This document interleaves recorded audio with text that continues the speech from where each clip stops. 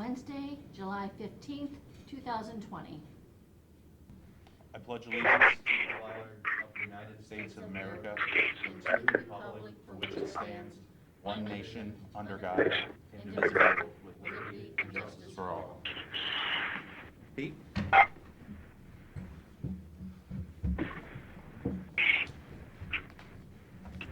Okay, got a couple of items. There is a letter from the county engineer. He's asking us to pay the advertising bill for the Hot in Place project, since, we essentially turned that down. I would recommend that we go ahead and pay it. It's $180. Anybody have any problems with that? It's $180. What is it, Pete? This is the ad to do the bids for the Hot in Place project. A newspaper ad. Yeah. Really? And that was to set up the whole part of those requirements where you got to do that before you can actually do the bidding. Right. Yep. You got to advertise a couple of weeks before you can bid. Yeah, that's fine, we can pay it. I mean, if he needs $180, that bad? Yeah. I feel it's just fair. Sure. So they got that dialed right in, that budget, then it must be. Okay. Okay, I have one okay, I have another one. I'm okay. I'm Yeah. okay with that. Okay. I'm okay with that. All right. I got an email from, let's see, who is this from?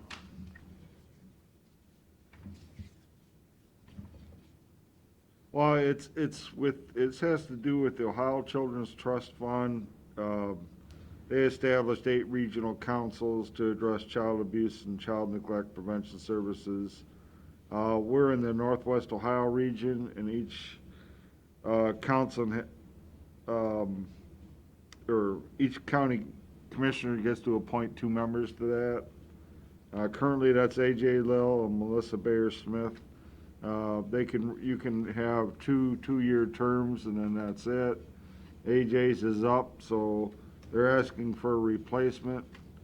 I asked Melissa for some names. I also asked Karen Balconi-Gezzi for some names to recommend. Melissa came back with Michelle Schultz that works at Children's Services, Diane Corso at the Board of DD, and Terry Steffen at Erie County CASA. Karen sent in, she suggested Penny Nixon, who's been with the agency about 26 years, knows the systems very well.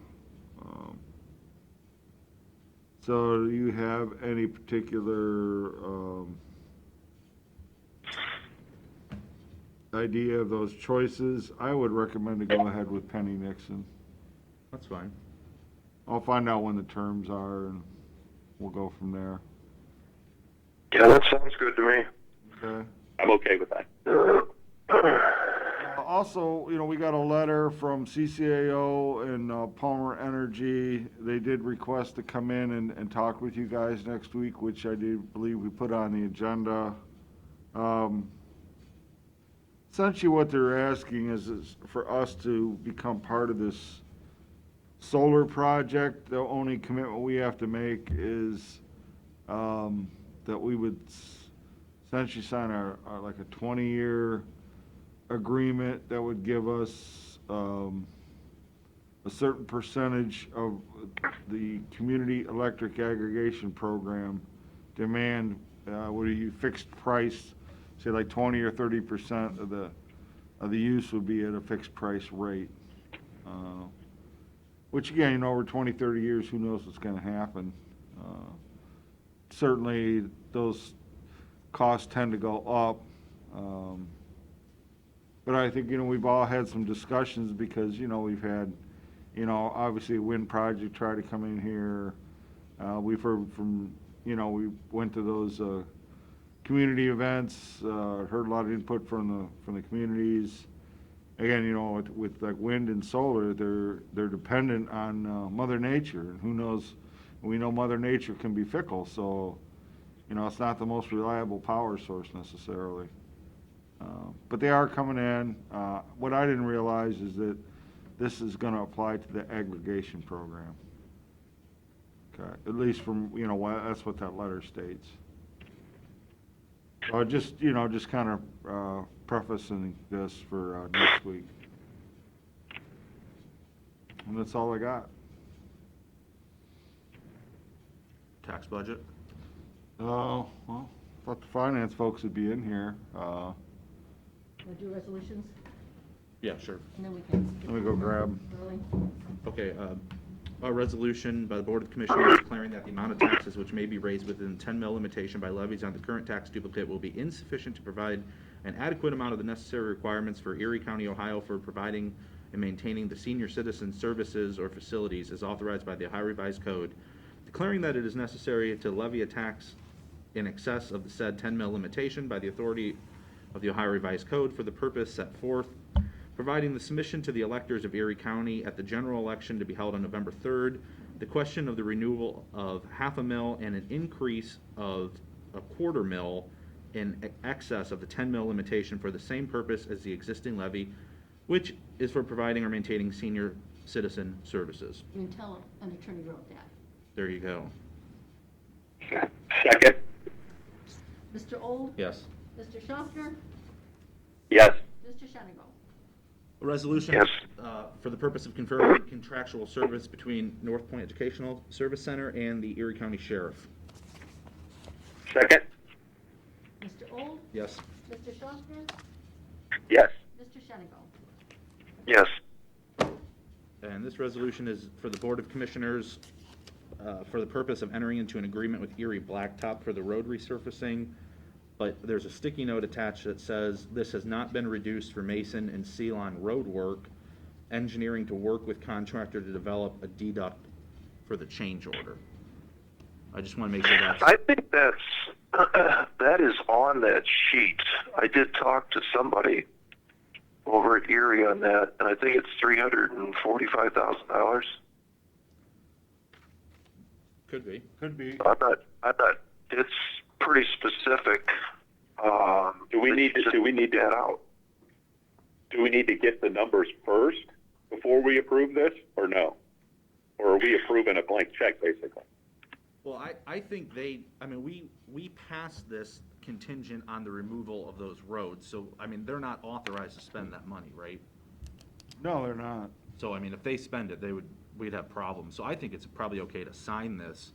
Carolyn, you've spoken to them. I did. And I they, talked to Tim Lloyd, and he said it's difficult to make those numbers fit the way it is, so they'll just do it a change order later. I mean, do you think that's fair? I think it's fair. Okay. All right, then I need a I second. don't know. The only thing I'm going to say for the record is that I think it's not difficult because there's an exact number on that sheet that applied for that specific road. I'm a little concerned. I mean, I'd say we could go forward with this, but it's you know, I think it's that $345,000 number. And we're not putting any surfacing on Mason or Ceylon. Why don't you make the motion that says that there won't be any surfacing on those roads, period. We've already passed that. Yeah, we did that motion when we awarded the project. Okay, but now it seems like there's another bite at the apple. Yeah, is that mentioned in the paperwork we're going to sign today? Mason and Ceylon. Well, I'll make a second motion. We can approve the contract in one motion, then I'll make a second motion reaffirming that there's no money set aside for those roads. There's no money appropriated for those roads. I have a motion for the contract. Is that fair, Pete? Not really. Okay. I think it should be with the expectation that we will get a deduct change order for the Ceylon and Mason roads work. Okay. So I'm just, the motion is, or the current one is to pass this resolution. Then I'll make a subsequent one. I need a second for the resolution. Okay, Pete, and you're good with this? Go ahead as it stands now? Yeah. Okay, Because it I'll sounds, second. Pete, let me just say one thing. If you pass a resolution for the 1 point some million, is that legal to come back and say that, oh, by the way, we just passed a resolution for the full amount, but now we're going to put contingencies. Why don't the contingencies be part of the resolution?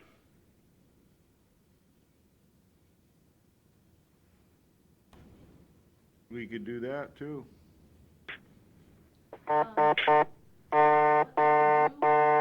in one of the whereases, add that one clause. Right. Just do that. Okay. Okay, then I'll amend the motion to reflect that, what Pete had said. I'll amend my second if that's a thing. Okay. I need a roll call first on the resolution, the contract. Mr. Well, O. there's no first, we're just authorizing you to add that whereas. Oh, okay, And Pete's already said the language, so, Yeah. okay, so we're just doing one thing. I got that too, all right. Mr. O. Yes. Mr. Schaffner, Yes. Mr. Shenico. Give that to me. Yes. Let me do that right now. Okay. Anything else? Nope. Finance?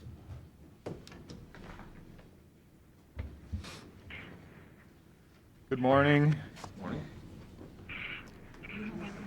I don't know if anyone had the opportunity to look at the general fund portion of the tax budget last evening before this morning. Yeah, I did. Any questions I did. on, any questions on what you received? So,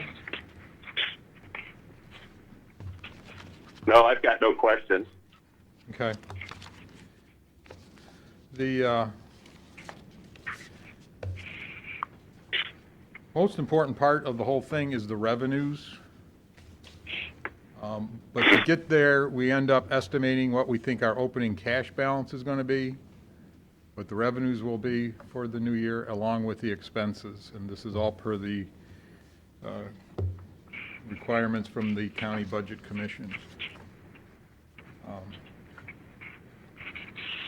As an example, the general fund, which started this year with an $8+ million balance, is estimated to start next year with about a $6 million opening balance, and is anticipated, if this is all factual information that we're looking at, we'll end up with about $3 million at the end of the year. So certainly that's not what we've become accustomed to seeing. Hopefully it's not as bad as that, but that's, a lot of times this budget is called a wish list. We have a packet of the questionnaires that we receive from the various departments. I didn't pick up on a lot of, pie in the sky type things. A lot of caution. Impacts of cuts would eventually impact the employees because, like any good government, most of what we do is through our people. And so if things continue, obviously it will affect the workforce and the cost for wages and fringes. There's a number of the larger departments that are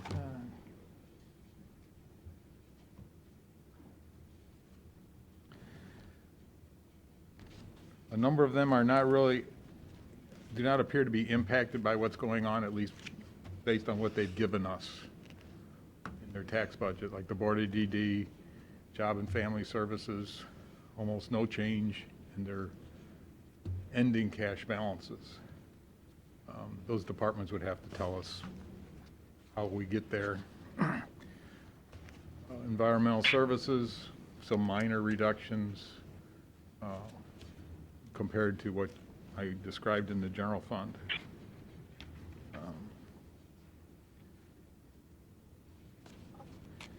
Spend a little time looking at these revenue reports that we gave you.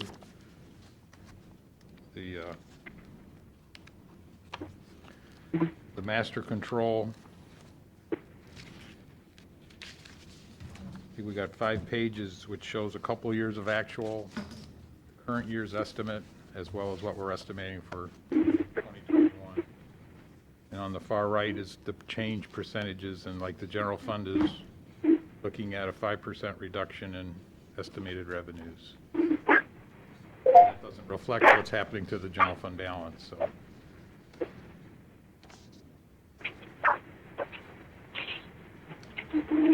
Did you notice, as you went through here, any funds that would end up in the red at the end of 2021? I think there's some special revenue funds, or maybe in the course of preparing. You know, like I noticed one of the sheriffs, it's where the drug fine money comes in. They did not provide a revenue estimate. And that's something that's manageable. We're only going to spend whatever we get out of that particular account. Yeah. I really did not see, How about the prosecutor's delinquent real estate tax? that is, I think I saw a red Yeah. number in there. yeah, that's like around, That continues to be an area of concern. Yeah. yes, that's not, that problem has not gone away. Again, like Ed says, this is kind of the wish list, but there are times where it does give you some indications of some fiscal stress. So, at least I picked up on that one. Yeah, that's So- about $6,000. So the bottom line is we're going to, according to this wish list, we're going to spend $3 million more money than we have. In the general fund, yes. On compared to the revenue side. Yep. Is most of the revenue reduction that you guys are guessing on sales tax driven? That is the primary one. The secondary one besides that is investment income. We already got a number from the treasurer's consultant. So, I mean, those are the numbers we used. That's down. Well, Pete, I thought you had told us earlier that you thought next year was going to be $26 million. How is this $31 million? No, 29 million. I thought we were going down $6 million from our original budget. Well, I think we're gonna see more of that this year than next year. I mean, well, honestly, and as far as the sales tax go, what I'm kind of basing the figure on is, we just got the preliminary numbers from May, and, there are a lot of positives for a lot of counties, believe it or not. Again, things have pretty well opened back up, albeit at a probably slower pace than we'd like to see. So, you know, that's continued on into next year. We are gonna see some really bad months coming up here for obviously May, June, and I think July, August, September are gonna be bad as well. But we were the second to worst county, where a lot of counties were positive, they had positive sales tax. Right, We were down 20%, right, and there was only one county in the state that was worse than us. right. And that was a small one, but Yeah. I looked at, Warren County, where Kings Island's at, was down just like us, 20%. And Ottawa County was down like 8%, again, tourist driven. So, I'm gonna redo some analysis, but it's kind of what it shows is essentially, once, as you go from month to month, that's what you see is like from April to May, it's essentially about a 20% increase is what we normally see. Decrease. Yeah. And then like from May to June goes up another 10 to 15. And it goes up a little bit more in July, and then it starts to tail off.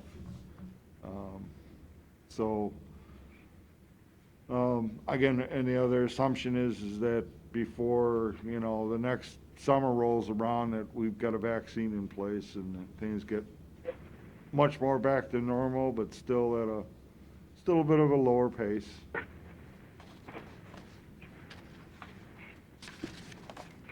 As we look at those, as the numbers coming in for the general operating page, that 4 or 5 page one, where it assumes the beginning balance of 6 million is that number close, do you think, Pete, to being accurate as to what we're going to have to spend this year as you're talking about that? Yeah, if nothing really changes, yeah, I think that's pretty accurate.